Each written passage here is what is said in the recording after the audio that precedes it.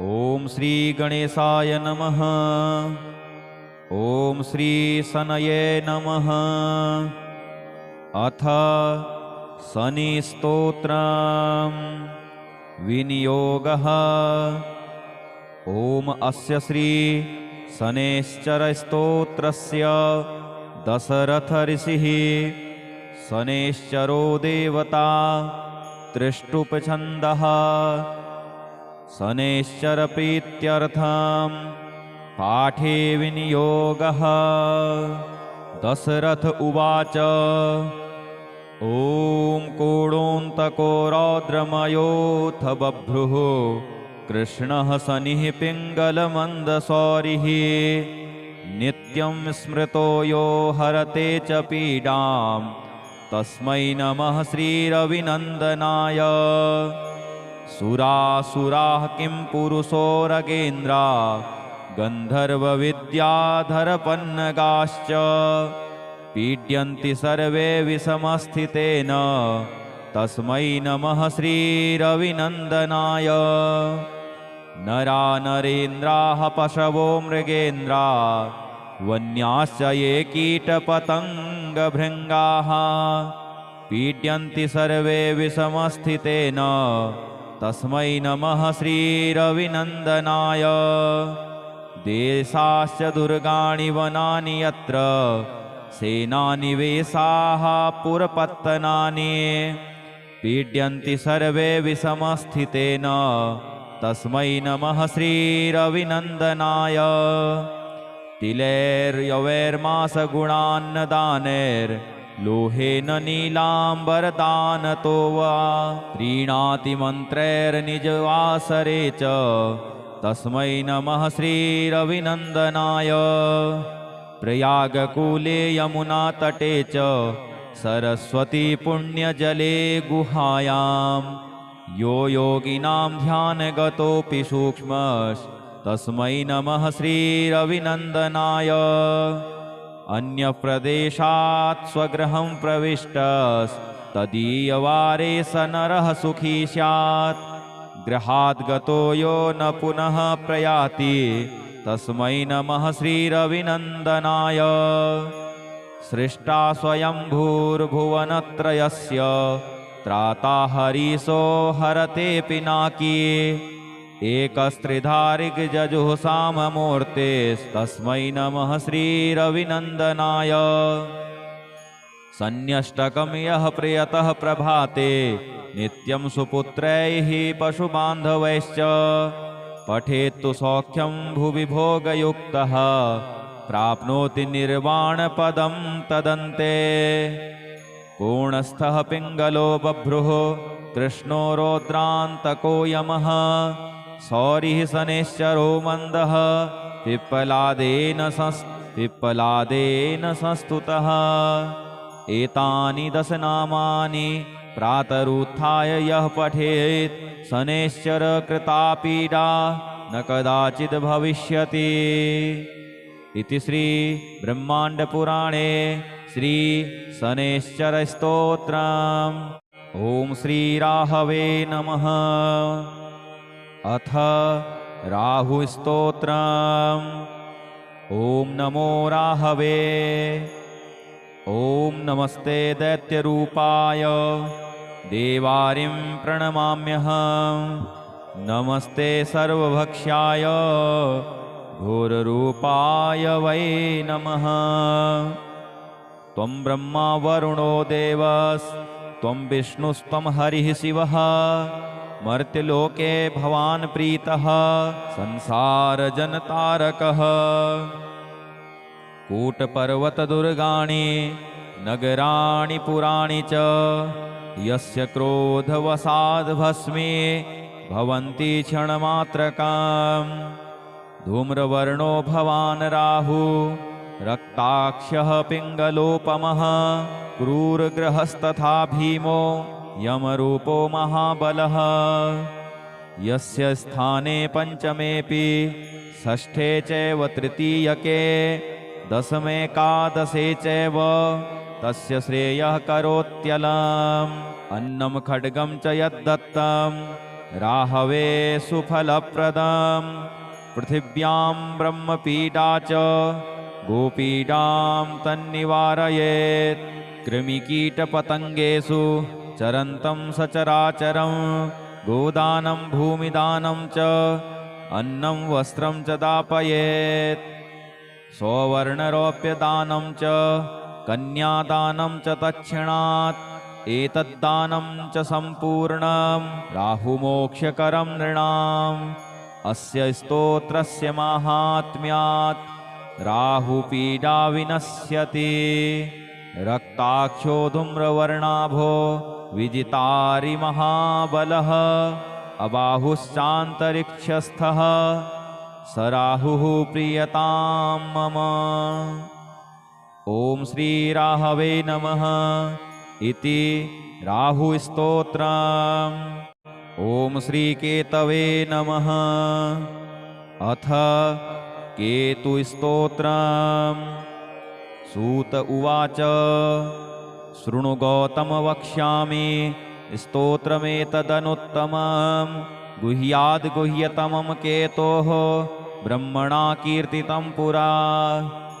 आद्यः करालवदनो द्वितीयो रक्तलोचनः तृतीयः पिङ्गलाक्षश्च चतुर्थो ज्ञानदायकः पञ्चमः कपिलाक्षश्च षष्ठः कालाग्निसन्निभः सप्तमो हिमगर्भश्च धूम्रवर्णोऽष्टमस्तथा नवमः कृत्तकण्ठश्च दशमः नरपीठगः एकादशस्तु श्रीकण्ठः द्वादशस्तु गदायुधः द्वादशैते महाक्रूराः सर्वोपद्रवकारकाः पर्वकाले पीडयन्ति दिवाकरनिशाकरौ नाम द्वादशकं स्तोत्रं केतोरेतन्महात्मनः पठन्ति येन्वहं भक्त्या तेभ्यः केतुः प्रसीदति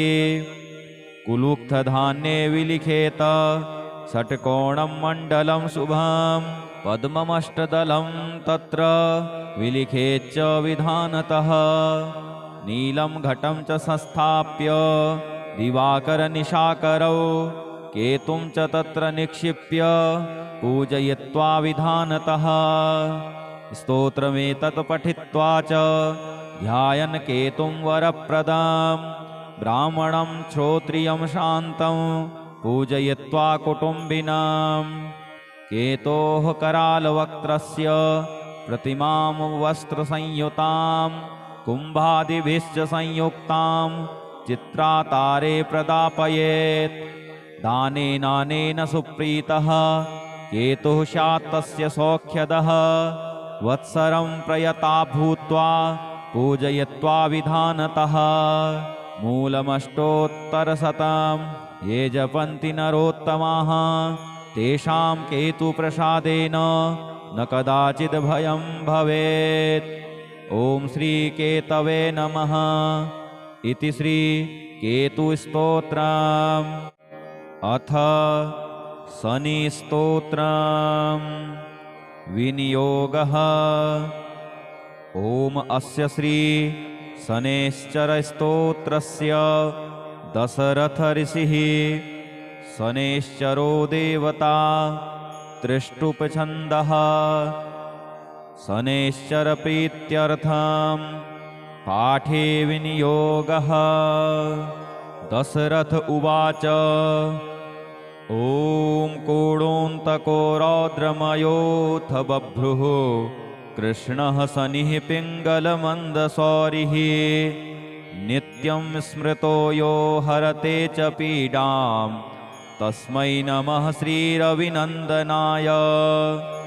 सुरासुराः किं पुरुषो रगेन्द्रा गन्धर्वविद्याधरपन्नगाश्च पीड्यन्ति सर्वे विषमस्थितेन तस्मै नमः श्रीरविनन्दनाय।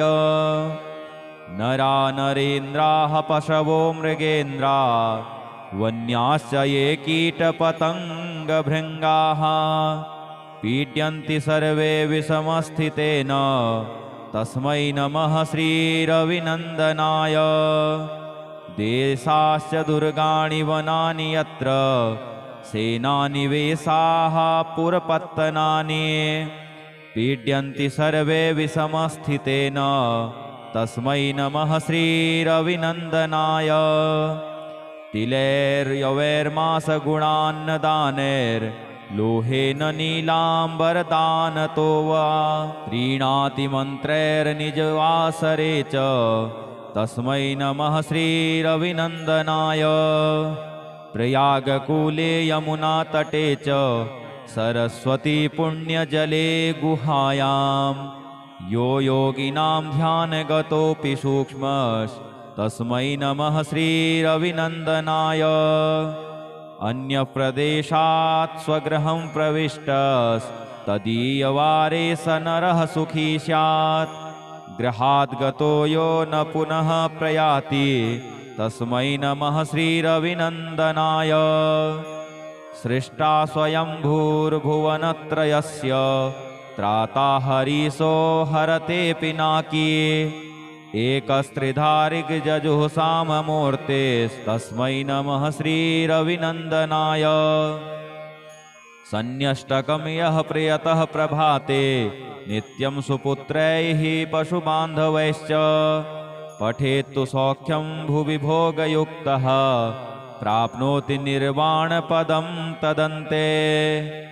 पूर्णस्थः पिङ्गलो बभ्रुः कृष्णो रौद्रान्तको यमः सौरिः शनैश्चरो मन्दः पिप्पलादेन संस्तुतः। एतानि दशनामानि प्रातरुत्थाय यः पठेत् शनैश्चर कृता पीडा न कदाचिद् भविष्यति। इति श्री ब्रह्माण्डपुराणे श्री शनैश्चरस्तोत्रम्। ॐ श्री राहवे नमः। अथ राहुस्तोत्रम्। ॐ नमो राहवे। ॐ नमस्ते दैत्यरूपाय देवारिं प्रणमाम्यहं। नमस्ते सर्वभक्ष्याय घोररूपाय वै नमः। त्वं ब्रह्मा वरुणो देवस्त्वं विष्णुस्त्वं हरिः शिवः मर्त्यलोके भवान् प्रीतः संसारजनतारकः। कूटपर्वतदुर्गाणि नगराणि पुराणि च यस्य क्रोधवशाद् भस्मे भवन्ति क्षणमात्रकाम्। धूम्रवर्णो भवान् राहु रक्ताक्षः पिङ्गलोपमः क्रूरग्रहस्तथा भीमो यमरूपो महाबलः। यस्य स्थाने पञ्चमेऽपि षष्ठे चैव तृतीयके दशमेकादशे चैव तस्य श्रेयः करोत्यलम्। अन्नं खड्गं च यद्दत्तं राहवे सुफलप्रदम्। पृथिव्यां ब्रह्मपीडा च गोपीडां तन्निवारयेत्। कृमिकीटपतङ्गेषु चरन्तं सचराचरं गोदानं भूमिदानं च अन्नं वस्त्रं च दापयेत्। सौवर्णरौप्यदानं च कन्यादानं च दक्षिणात् एतद्दानं च सम्पूर्णं राहुमोक्षकरं नृणाम्। अस्य स्तोत्रस्य माहात्म्यात् राहुपीडा विनश्यति। रक्ताक्षो धूम्रवर्णाभो विजितारि महाबलः अबाहुश्चान्तरिक्षस्थः स राहुः प्रीयतां मम। ॐ श्री राहवे नमः इति राहुस्तोत्रम्। ॐ श्री केतवे नमः। अथ केतुस्तोत्रम्। सूत उवाच शृणु गौतम वक्ष्यामि स्तोत्रमेतदनुत्तमं गुह्याद् गुह्यतमं केतोः ब्रह्मणा कीर्तितं पुरा। आद्यः करालवदनो द्वितीयो रक्तलोचनः तृतीयः पिङ्गलाक्षश्च चतुर्थो ज्ञानदायकः पञ्चमः कपिलाक्षश्च षष्ठः कालाग्निसन्निभः सप्तमो हिमगर्भश्च धूम्रवर्णोऽष्टमस्तथा नवमः कृत्तकण्ठश्च दशमः नरपीठगः एकादशस्तु श्रीकण्ठः द्वादशस्तु गदायुधः द्वादशैते महाक्रूराः सर्वोपद्रवकारकाः पर्वकाले पीडयन्ति दिवाकरनिशाकरौ नाम द्वादशकं स्तोत्रं केतोरेतन्महात्मनः पठन्ति येन्वहं भक्त्या तेभ्यः केतुः प्रसीदति कुलुक्थधान्ये विलिखेत षट्कोणं मण्डलं शुभं पद्ममष्टदलं तत्र विलिखेच्च विधानतः नीलं घटं च संस्थाप्य दिवाकरनिशाकरौ केतुं च तत्र निक्षिप्य पूजयित्वा विधानतः स्तोत्रमेतत् पठित्वा च ध्यायन् केतुं वरप्रदं ब्राह्मणं श्रोत्रियं शान्तं पूजयित्वा कुटुम्बिनां केतोः करालवक्त्रस्य प्रतिमां वस्त्रसंयुतां कुम्भादिभिश्च संयुक्तां चित्रातारे प्रदापयेत् दानेनानेन सुप्रीतः केतुः स्यात् तस्य सौख्यदः वत्सरं प्रयता भूत्वा पूजयित्वा विधानतः मूलमष्टोत्तरशतं ये जपन्ति नरोत्तमाः तेषां केतुप्रसादेन न कदाचिद् भयं भवेत्। ॐ श्रीकेतवे नमः इति श्रीकेतुस्तोत्रम्। अथ शनिस्तोत्रम्। विनियोगः। ॐ अस्य श्री शनैश्चरस्तोत्रस्य दशरथ ऋषिः शनैश्चरो देवता त्रिष्टुपछन्दः शनैश्चरप्रीत्यर्थं पाठे विनियोगः। दशरथ उवाच ॐ कोणोऽन्तको रौद्रमयोऽथ बभ्रुः कृष्णः शनिः पिङ्गलमन्दशौरिः नित्यं स्मृतो यो हरते च पीडां तस्मै नमः श्रीरविनन्दनाय। सुरासुराः किं पुरुषोरगेन्द्रा गन्धर्वविद्याधरपन्नगाश्च पीड्यन्ति सर्वे विषमस्थितेन तस्मै नमः श्रीरविनन्दनाय। नरा नरेन्द्राः पशवो मृगेन्द्रा वन्याश्च ये कीटपतङ्गभृङ्गाः पीड्यन्ति सर्वे विषमस्थितेन तस्मै नमः श्रीरविनन्दनाय।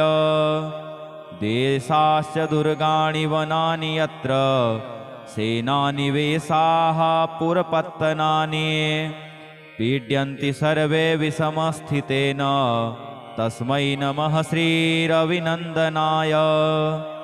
तिलैर्यवैर्मासगुणान्नदानैर्लोहेन नीलाम्बरदानतो वा प्रीणाति मन्त्रैर्निजवासरे च तस्मै नमः श्रीरविनन्दनाय। प्रयागकूले यमुनातटे च सरस्वती पुण्यजले गुहायां यो योगिनां ध्यानगतोऽपि सूक्ष्मस्तस्मै नमः श्रीरविनन्दनाय।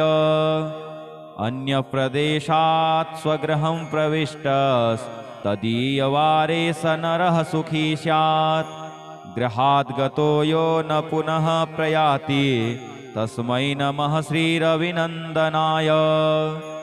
सृष्टा स्वयंभूर्भुवनत्रयस्य त्राता हरीशो हरते पिनाकी एकस्त्रिधारिग्जजुः साममूर्तेस्तस्मै नमः श्रीरविनन्दनाय।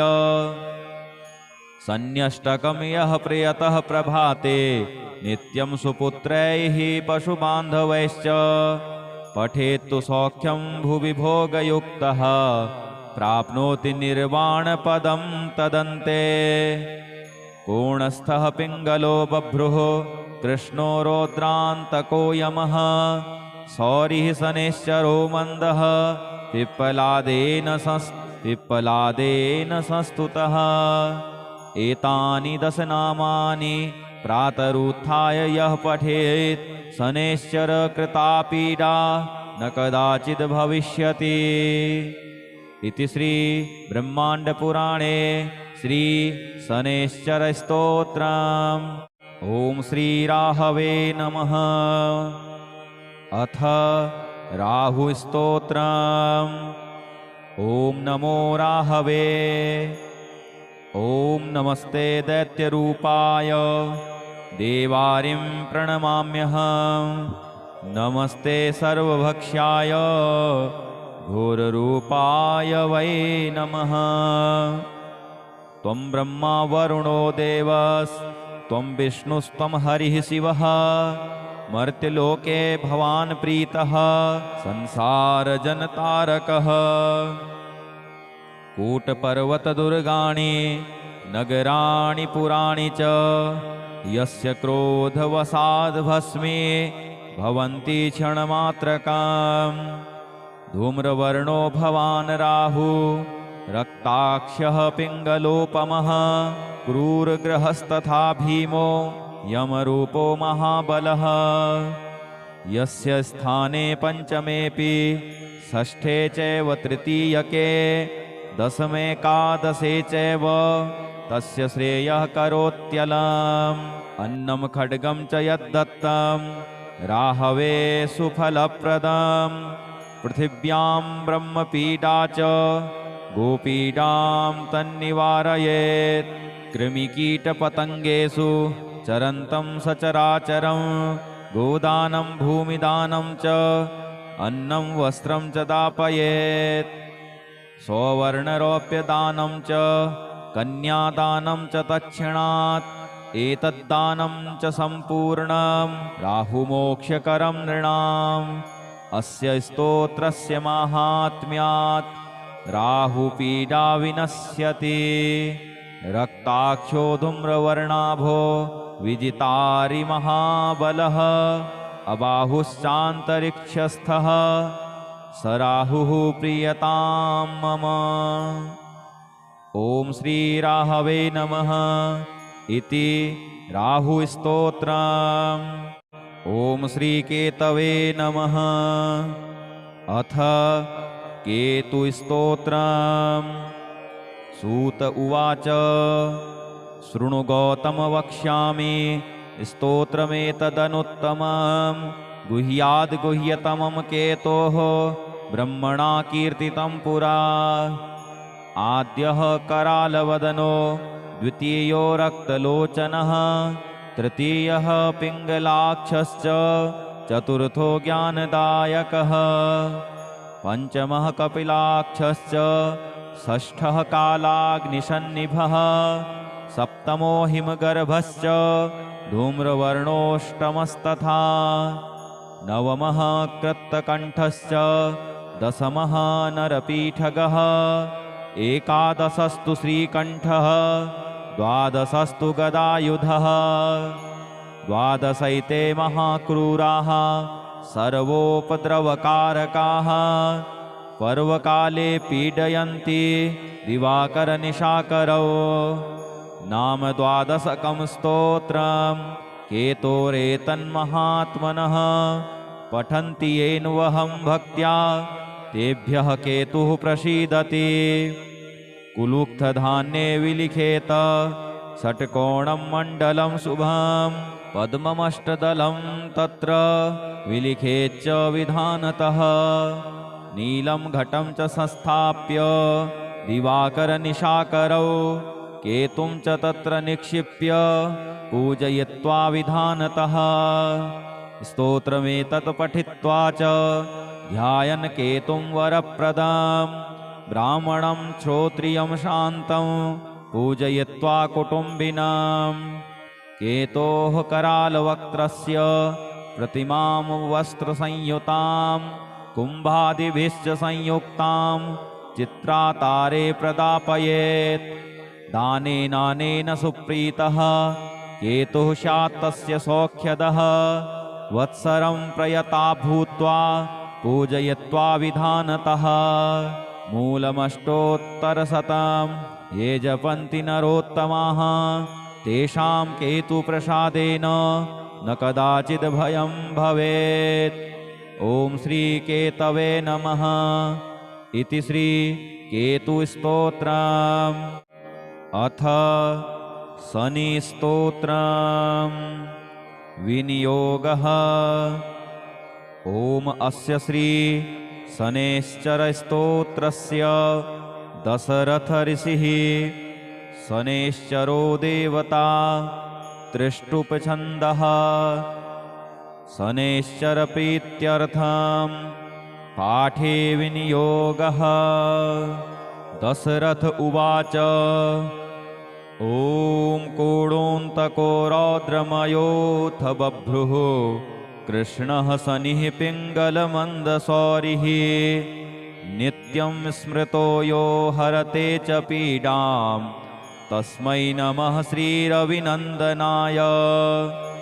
सुरासुराः किं पुरुषोरगेन्द्रा गन्धर्वविद्याधरपन्नगाश्च पीड्यन्ति सर्वे विषमस्थितेन तस्मै नमः श्रीरविनन्दनाय। नरा नरेन्द्राः पशवो मृगेन्द्रा वन्याश्च ये कीटपतङ्गभृङ्गाः पीड्यन्ति सर्वे विषमस्थितेन तस्मै नमः श्रीरविनन्दनाय। देशाश्च दुर्गाणि वनानि यत्र सेनानिवेशाः पुरपत्तनानि पीड्यन्ति सर्वे विषमस्थितेन तस्मै नमः श्रीरविनन्दनाय। तिलैर्यवैर्मासगुणान्नदानैर्लोहेन नीलाम्बरदानतो वा प्रीणाति मन्त्रैर्निजवासरे च तस्मै नमः श्रीरविनन्दनाय। प्रयागकूले यमुनातटे च सरस्वती पुण्यजले गुहायां यो योगिनां ध्यानगतोऽपि सूक्ष्मस्तस्मै नमः श्रीरविनन्दनाय। अन्यप्रदेशात् स्वगृहं प्रविष्टस्तदीयवारे स नरः सुखी स्यात् गृहाद् गतो यो न पुनः प्रयाति तस्मै नमः श्रीरविनन्दनाय।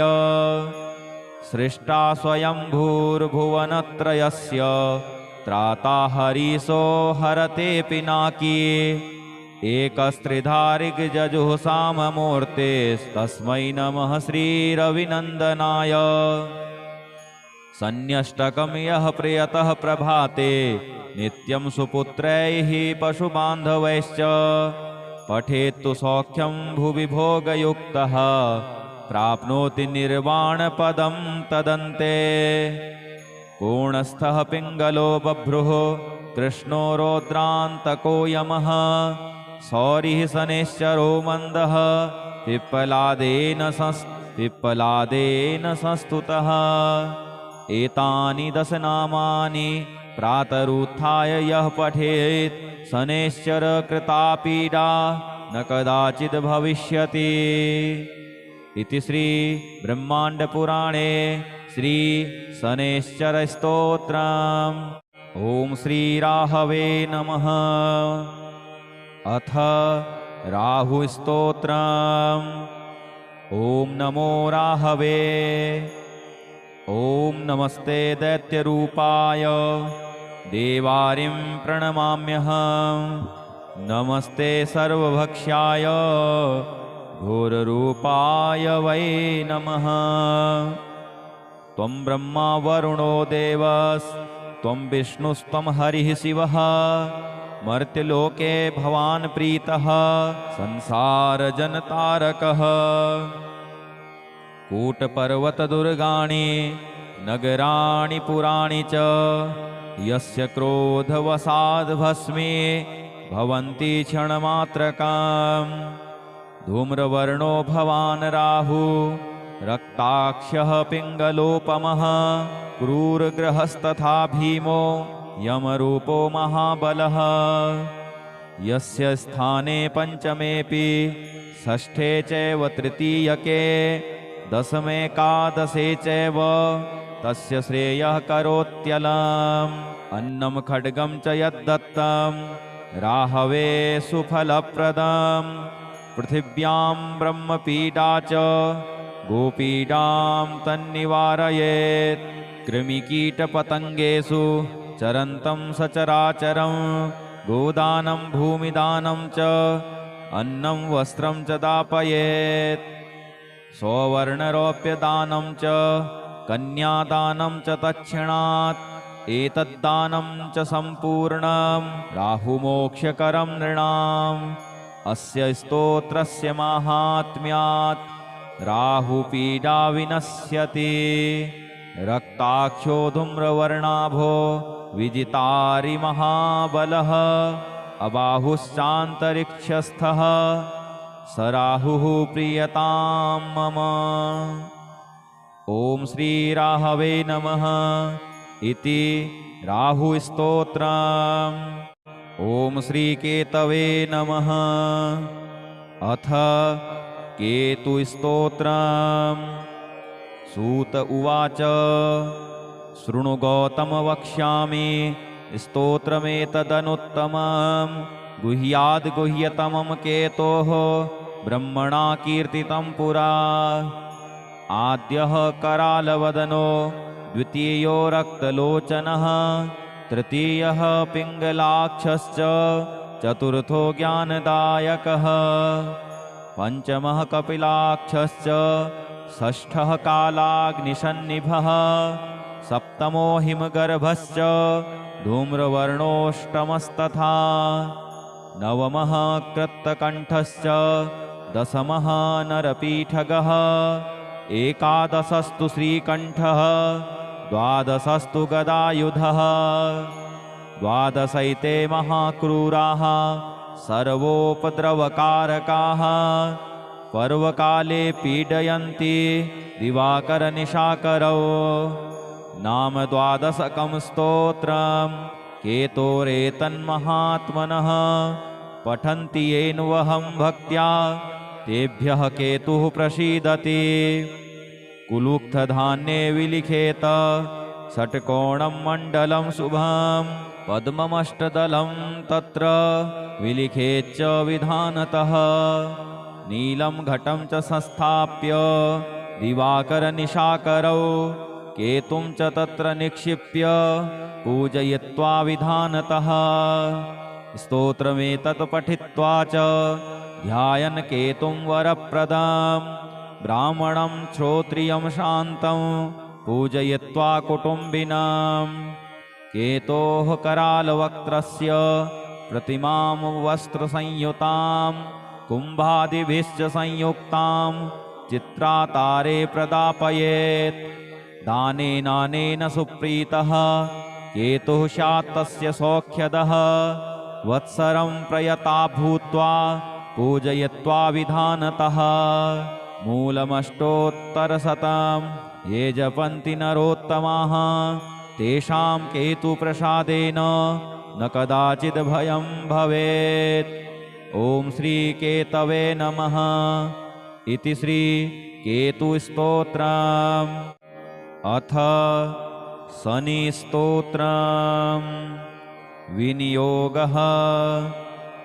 ॐ अस्य श्री शनैश्चरस्तोत्रस्य दशरथ ऋषिः शनैश्चरो देवता त्रिष्टुपछन्दः शनैश्चरप्रीत्यर्थं पाठे विनियोगः।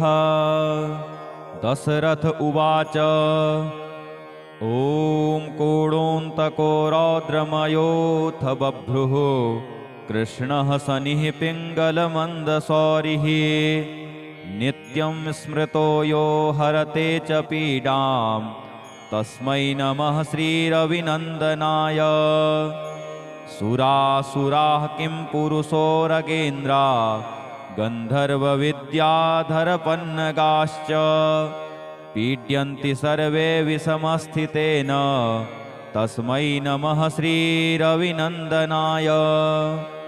नरा नरेन्द्राः पशवो मृगेन्द्रा वन्याश्च ये कीटपतङ्गभृङ्गाः पीड्यन्ति सर्वे विषमस्थितेन तस्मै नमः श्रीरविनन्दनाय।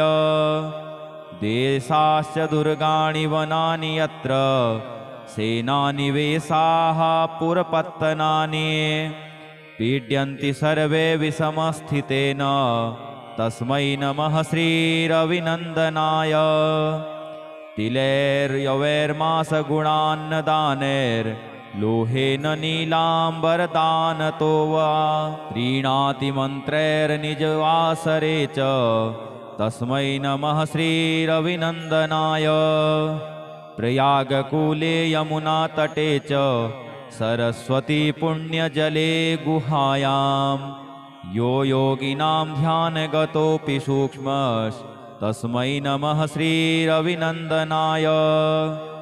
अन्यप्रदेशात् स्वगृहं प्रविष्टस्तदीयवारे स नरः सुखी स्यात् गृहाद् गतो यो न पुनः प्रयाति तस्मै नमः श्रीरविनन्दनाय। सृष्टा स्वयंभूर्भुवनत्रयस्य त्राता हरीशो हरते पिनाकी एकस्त्रिधारिगजुःसाममूर्तेस्तस्मै नमः श्रीरविनन्दनाय। सन्न्यष्टकं यः प्रियतः प्रभाते नित्यं सुपुत्रैः पशुबान्धवैश्च पठेत्तु सौख्यं भुवि भोगयुक्तः प्राप्नोति निर्वाणपदं तदन्ते। पूर्णस्थः पिङ्गलो बभ्रुः कृष्णो रौद्रान्तको यमः सौरिः शनैश्चरो मन्दः पिप्पलादेन संस्तुतः। एतानि 10 नामानि प्रातरुत्थाय यः पठेत् शनैश्चर कृता पीडा न कदाचिद् भविष्यति। इति श्री ब्रह्माण्डपुराणे श्री शनैश्चरस्तोत्रम्। ॐ श्रीराहवे नमः। अथ राहुस्तोत्रम्। ॐ नमो राहवे। ॐ नमस्ते दैत्यरूपाय देवारिं प्रणमाम्यहम्। नमस्ते सर्वभक्ष्याय घोररूपाय वै नमः। त्वं ब्रह्मा वरुणो देवस्त्वं विष्णुस्त्वं हरिः शिवः मर्त्यलोके भवान् प्रीतः संसारजनतारकः। कूटपर्वतदुर्गाणि नगराणि पुराणि च यस्य क्रोधवशाद् भस्मे भवन्ति क्षणमात्रकाम्। धूम्रवर्णो भवान् राहु रक्ताक्षः पिङ्गलोपमः क्रूरग्रहस्तथा भीमो यमरूपो महाबलः। यस्य स्थाने पञ्चमेऽपि षष्ठे चैव तृतीयके दशमेकादशे चैव तस्य श्रेयः करोत्यलम्। अन्नं खड्गं च यद्दत्तं राहवे सुफलप्रदम्। पृथिव्यां ब्रह्मपीडा च गोपीडां तन्निवारयेत्। कृमिकीटपतङ्गेषु चरन्तं सचराचरं गोदानं भूमिदानं च अन्नं वस्त्रं च दापयेत्। स्ववर्णरौप्यदानं च कन्यादानं च तत्क्षणात् एतद्दानं च सम्पूर्णं राहुमोक्षकरं नृणाम्। अस्य स्तोत्रस्य माहात्म्यात् राहुपीडा विनश्यति। रक्ताक्षो धूम्रवर्णाभो विजितारि महाबलः अबाहुश्चान्तरिक्षस्थः स राहुः प्रीयतां मम।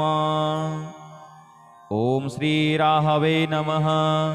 इति राहुस्तोत्रम्। ॐ श्रीकेतवे नमः। अथ केतुस्तोत्रम्।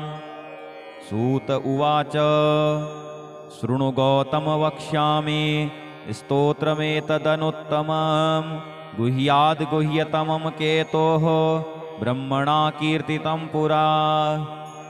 आद्यः करालवदनो द्वितीयो रक्तलोचनः तृतीयः पिङ्गलाक्षश्च चतुर्थो ज्ञानदायकः पंचमः कपिलाक्षश्च षष्ठः कालाग्निसन्निभः सप्तमो हिमगर्भश्च धूम्रवर्णोऽष्टमस्तथा नवमः कृत्तकण्ठश्च दशमः नरपीठगः एकादशस्तु श्रीकण्ठः द्वादशस्तु गदायुधः द्वादशैते महाक्रूराः सर्वोपद्रवकारकाः पर्वकाले पीडयन्ति दिवाकरनिशाकरौ। नाम द्वादशकं स्तोत्रं केतोरेतन्महात्मनः पठन्ति येन वहं भक्त्या तेभ्यः केतुः प्रसीदति।